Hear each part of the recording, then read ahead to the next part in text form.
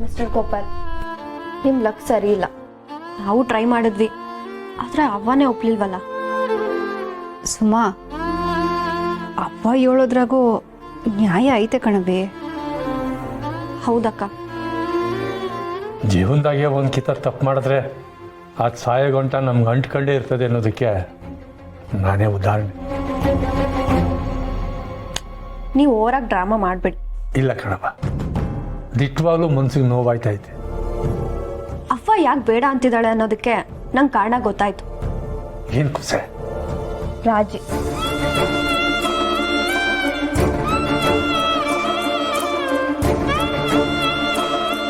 ಅವ್ವ ಮತ್ತೆ ತಾಳಿ ಕಟ್ಟಿಸ್ಕೊಂಡ್ರೆ ಆ ರಾಜಿಗೆ ಎಲ್ಲಿ ಬೇಜಾರಾಗುತ್ತೆ ಅಂತ ಅವ್ವ ಇಲ್ಲ ಅಂದಿದ್ದಾಳೆ. ನಿಂಗೇನು ಅನ್ಸುತ್ತಕ್ಕ? ಇದ್ರೂ ಇರ್ಬೋದು ಕಣಬೆ.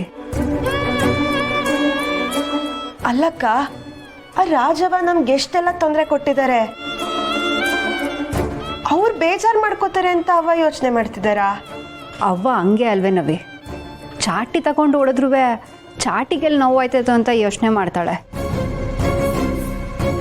ಮಿಸ್ಟರ್ ಗೋಪಾಲ್, ಆ ರಾಜವನ್ ಗುಡ್ಸಕ್ಕಾದ್ರೂ ನೀವು ನಮ್ಮ ಅವ್ವಂಗೆ ಮತ್ತೆ ತಾಳಿ ಕಟ್ಟಲೇಬೇಕು. ಆದ್ರೆ ಪುಟ್ಟಮ್ಮಿ ಒಪ್ತಿಲ್ವಲ್ಲ. ಒಪ್ಪಿಸ್ಬೇಕು.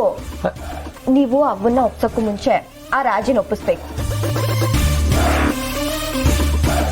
ಆ ರಾಜಿನೇ ಅವನ ಹತ್ರ ಬಂದು ಇದ್ರಲ್ಲಿ ನನ್ಗೇನು ಬೇಜಾರಿಲ್ಲ, ಅಭ್ಯಂತರ ಇಲ್ಲ ಅಂತ ಹೇಳಿದ್ರೆ ಅವ್ವ ಒಪ್ಕೊಳ್ಳೋ ಚಾನ್ಸಸ್ ಇದೆ ಅನ್ಸುತ್ತೆ. ಗೋಪಾಲಪ್ಪ, ನೀವ ಆ ರಾಜವನ್ನ ಒಪ್ಸಿ. ಅಲ್ವಾ ಅದು ನೋಡಿ ಮಿಸ್ಟರ್ ಗೋಪಾಲ್, 2 ದೋಣಿ ಮೇಲೆ ಕಾಲಿಟ್ಟಿರೋದು ನಿಮ್ ತಪ್ಪು. ಈಗ ನೀವು 1 ದೋಣಿ ಮೇಲೆ ಆರಾಮಾಗಿ ಪ್ರಯಾಣ ಮಾಡಬೇಕು ಅಂದ್ರೆ ಇನ್ನೊಂದು ದೋಣಿನ ರಿಕ್ವೆಸ್ಟ್ ಮಾಡ್ಕೊಳ್ಳೋ ಜವಾಬ್ದಾರಿ ನಿಮ್ದು. ಹೌದು ಗೋಪಾಲಪ್ಪ, ರಾಜವನ್ನ ಒಪ್ಸೋ ಜವಾಬ್ದಾರಿ ನಿಮ್ದೆ. ನೀವು ನಮ್ಮವ್ವನ್ ಬಿಟ್ಟು ಹೋಗಿರೋ ತಪ್ಪಕ್ಕೆ ಈಗ ರಾಜಿ ಹತ್ರ ಹೋಗಿ ರಿಕ್ವೆಸ್ಟ್ ಮಾಡ್ಕೊಳ್ದೆ ಬೇರೆ ದಾರಿನೇ ಇಲ್ಲ.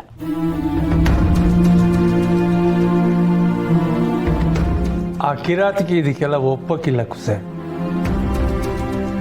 ನಿಮಗೆ ಕಷ್ಟ ಆಯ್ತದೆ ಅಂದರೆ ಹೋಗ್ಲಿ ಬಿಟ್ಬಿಡಿ ಅಪ್ಪಯ್ಯ.